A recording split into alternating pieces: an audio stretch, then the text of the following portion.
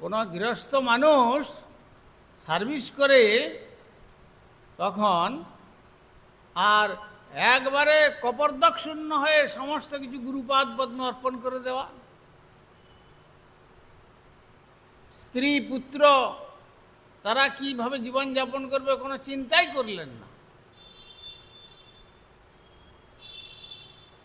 এই রকম নিষ্ঠাবান গুরুনিষ্ঠ ব্যক্তি, গুরুদেবতাত্মা যে ভাগবতের কথা আছে, এই রকম ব্যক্তি হলেন শ্রীল ভক্তি বিলাস তীর্থ গোস্বামী মহারাজ বা কুঞ্জবাবু বা গৌড়ীয় মিশনে যিনি কুঞ্জদা বলে নামে পরিচিত ছিলেন।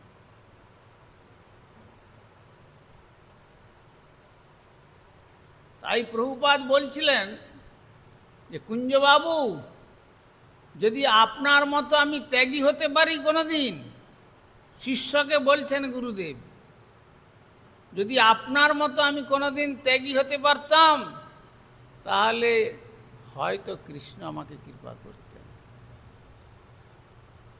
শিষ্যকে গুরুদেবের কথা বলছেন। গুরুদেবটি কে? তিনি না প্রভুপাদ ভক্তি সিদ্ধান্ত সরস্বতী গোস্বামী ঠাকুর।